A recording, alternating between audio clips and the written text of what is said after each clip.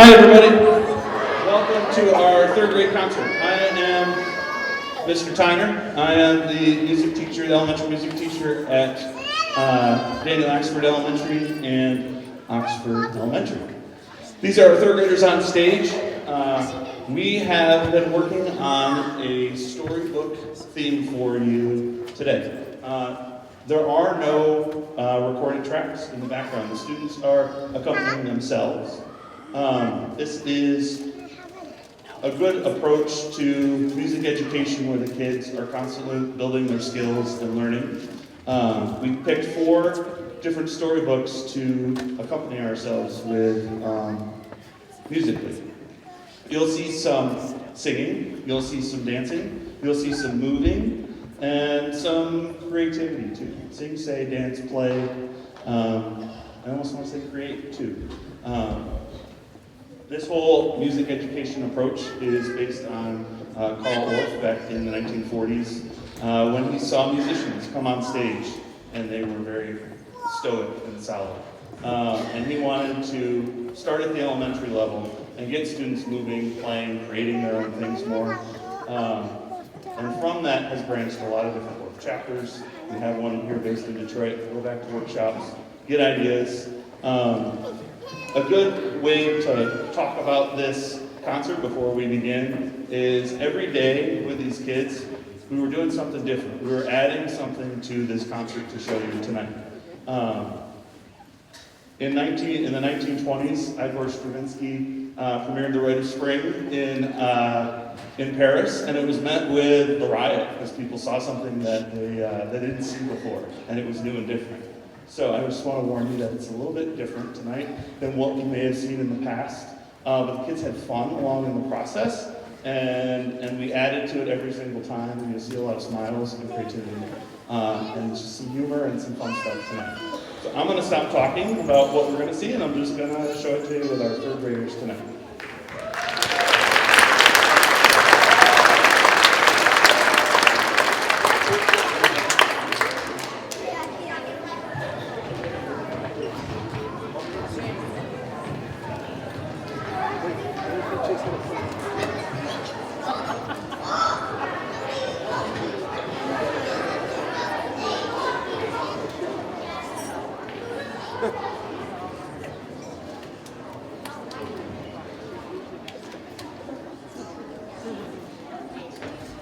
One night, Mortimer's mother took him upstairs to go to bed. Thump, thump, thump, thump, thump, thump, thump. When they got upstairs, Mortimer's mother opened the door to his room. She threw him into bed and said, "Mortimer, be quiet!" Mortimer shook his head. Yes. The mother shut the door. Then she went back downstairs. Thump, thump, thump, thump, thump, thump, thump. As soon as she got back up downstairs, Mortimer sang, "Clang, clang, rattling, clang, gonna make my voice all big. Clang, clang, rattling, clang, gonna make my voice all big." Mortimer's father heard all that noise. He came up the stairs. Thump, thump, thump, thump, thump, thump, thump, thump. He opened the door and yelled, "Mortimer, be quiet!" Mortimer shook his head. Yes. The father went back downstairs.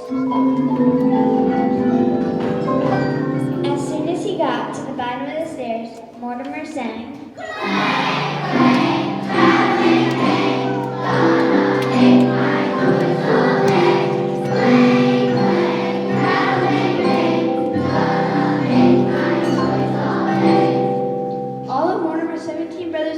heard that noise, and they came up the stairs.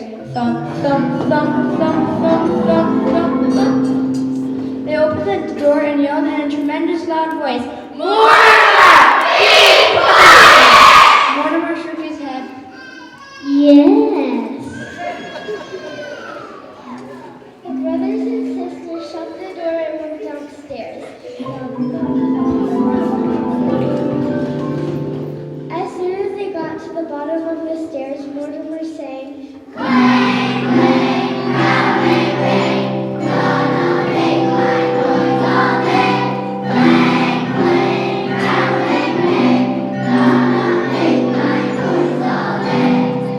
They got so upset they called the police. 2 policemen came and they walked very slowly up the stairs.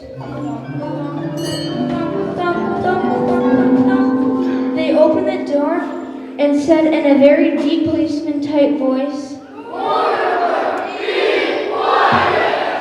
the policeman shut the door and went back down the stairs. Thump, thump, thump, thump, thump, thump. As soon as they got to the bottom of the stairs, Mortimer said,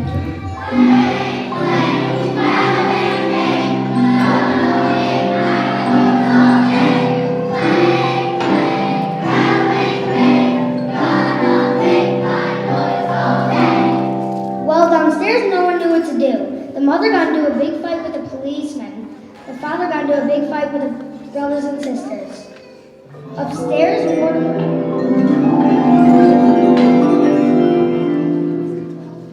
Upstairs, Mortimer got so tired waiting for someone to come up that he fell asleep.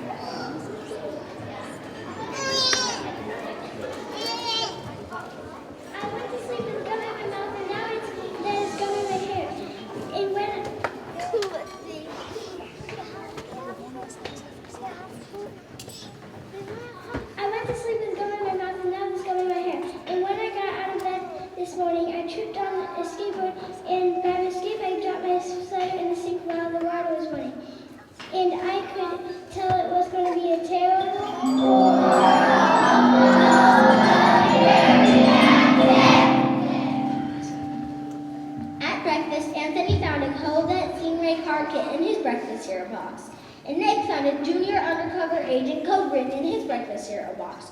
But all I found in my breakfast cereal box was breakfast cereal. I think I'll move to Australia! In the car for Miss Gibson let Becky have a seat by the window. Audrey and Elliot got seats by the window too. I said I's being scratched. I said I's being squished. I said if I don't get a seat by the window, I'm going to be car sick. No one even answered. I could tell it was going to be a terrible, very bad day. At school, Miss Dixon liked Paul's picture of the sailboat better than my picture of the invisible castle. At singing time, she said I sang too loud. At counting time, she said I left out 16. Who needs 16? I could tell it was going to be a terrible,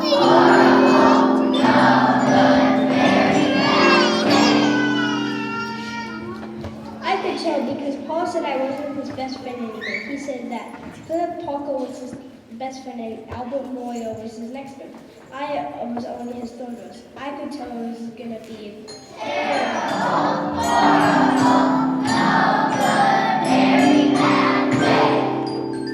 I hope you sit on the tap, I said to Paul.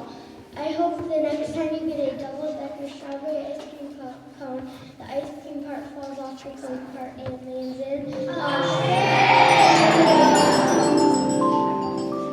There were 2 cupcakes in Philip Parker's lunch bag, and Albert got a Hershey's bar with almonds, and Paul's mother gave him a piece of jelly roll that had a little coconut sprinkles on the top.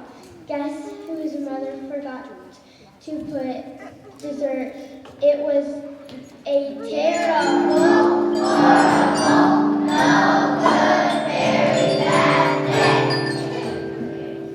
And that's what, because after school my mom took us all to the dentist and Dr. Fields found a cavity in me, just me.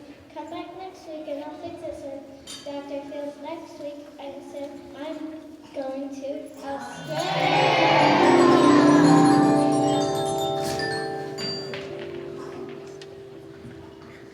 On my way downstairs, the elevator door closed on my foot, and while we were waiting for my mom to get back with the car, Anthony made me fall where it was muddy, and when I started crying because of the mud, Nick said I was a crybaby. While I was punching Nick for saying crybaby, my mom came back down the stairs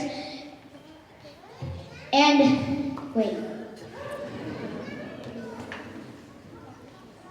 back with the car and scolded me for being muddy and fighting. I am having a terrible, horrible, no good, very bad day, I told everybody. No one even answered. So then we went to the shoe store to buy some sneakers. Anthony chose white ones with blue stripes. Nick chose red ones with white stripes. I chose blue ones with red stripes, but then the shoeman said we're all sold out. They made me buy plain old white ones, but they can't make me wear them. When we picked up my dad at his office, he said I couldn't play with his copying machine, but I forgot. He also said to watch out for the books at his desk. I was careful as could be, except for my elbow. He also said I don't fool around with his phone, but I think I called Australia. My dad said please don't pick him up anymore. It was a terrible, horrible, no good, very bad day. There were lima beans for dinner, and I hate lima beans. There was kissing on TV, and I hate kissing. My bath was too hot, I got soap in my eyes, and my marble went down the drain. I had to wear my railroad train pajamas, and I hate my railroad train pajamas. When I went to bed, Nick took back the pillow he said I could keep, and the Mickey Mouse nightlight burned out, and I bit my tongue. The cat wants to sleep with Anthony, not me. It has been a terrible, horrible, no good, very bad day. My mom says that some days are like that, even on Australia.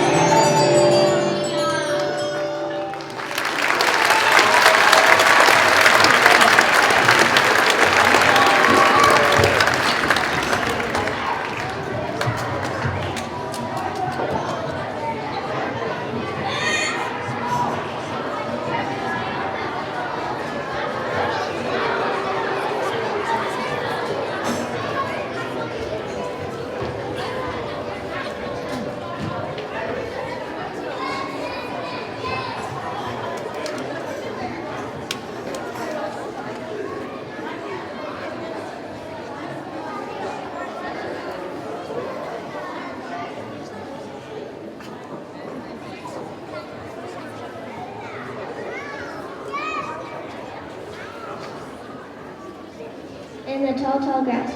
Crunch, munch, caterpillar's lunch.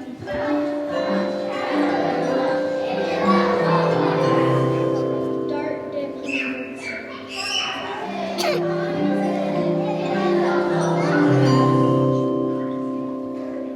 Strum, drum, bees hum.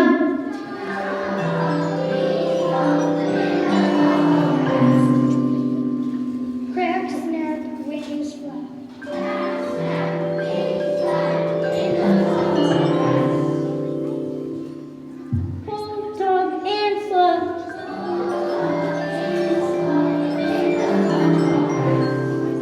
Slide, snakes, slide.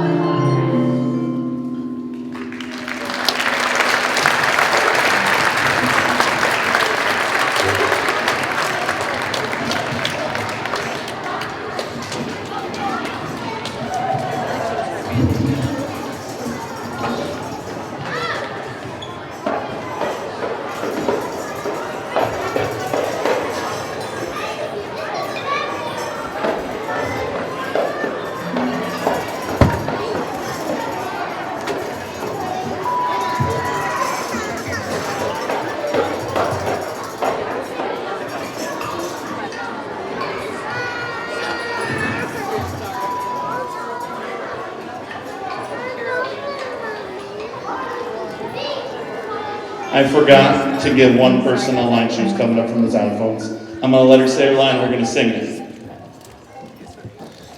Oh, moonlight, it's good night in the tall tall.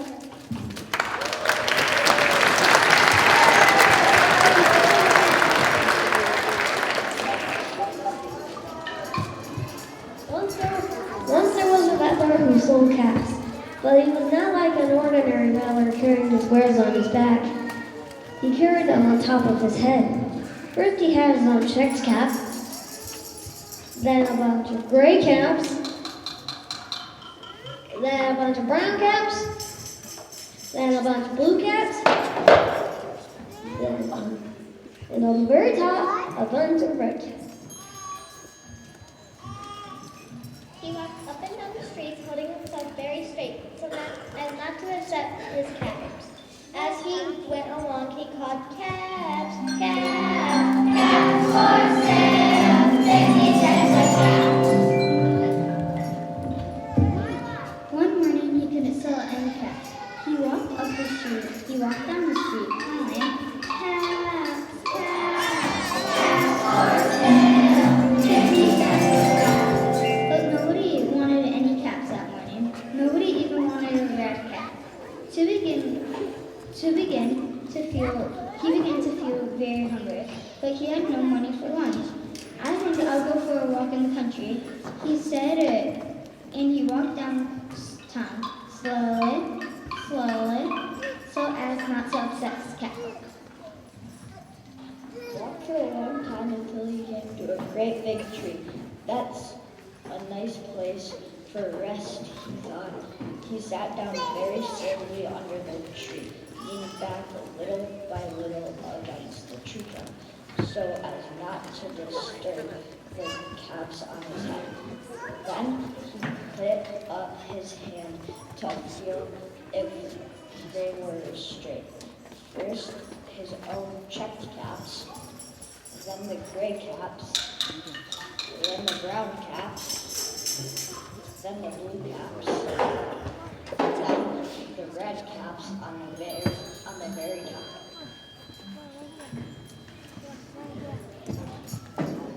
They were all there, so he went to sleep. He slept for a long time.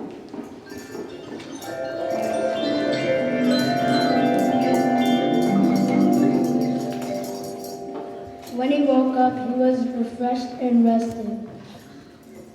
But before standing up, he felt with his hand to make sure his caps were in the right place. All he felt was his own checked cap.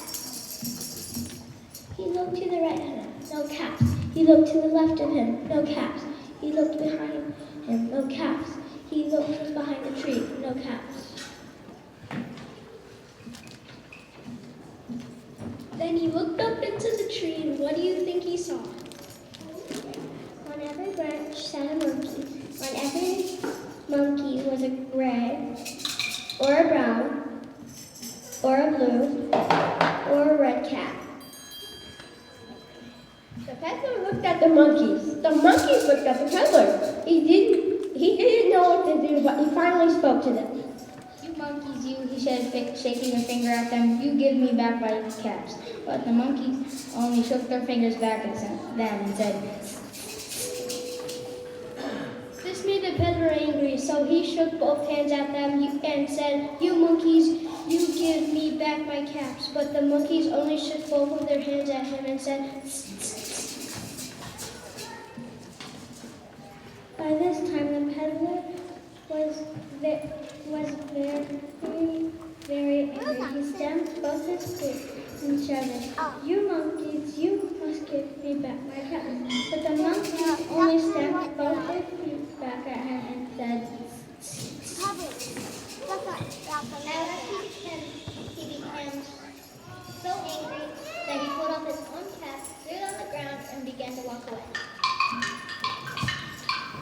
But then each monkey pulled off his cap, and all the gray caps, and all the brown caps, and all the blue caps, and all the red caps came flying down out of the tree.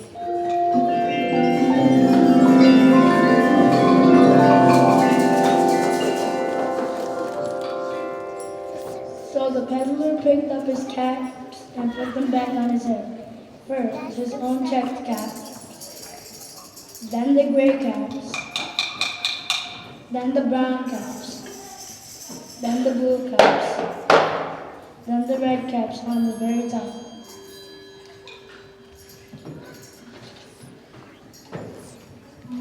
And slowly, he walked back to town calling, "Cats, cats, cats for sale, 50 cents a cat."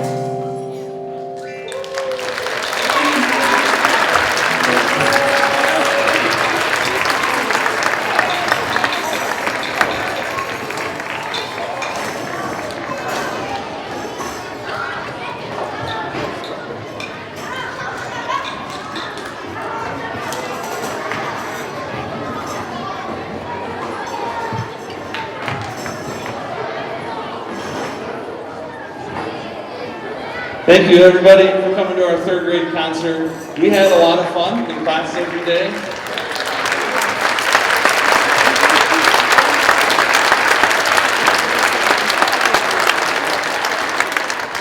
Every day was a new adventure, just like music class should be. We had fun, and we had fun presenting it to you tonight, what we kind of do in music class. Couple housekeeping things. There was, I think this was maybe with the last concert, but it might be somebody from here. A key fob was left behind. Security has it. Another thing, we are going to go to the cafeteria. The kids are going to go down kind of the music hallway here down to the cafeteria, just because we have the fourth grade concert right after this. And they are probably arriving within the next 10 minutes. To help with the flow of traffic, if we can leave on the right side, and we can let them come in on the left side. I think that'll help our flow of traffic a little bit better. And we will meet everyone in the cafeteria. If you want to go all the way out to those doors and then down that big hallway in the cafeteria, we'll kind of sit by class and dismiss from here. Thank you, everyone, for coming out tonight.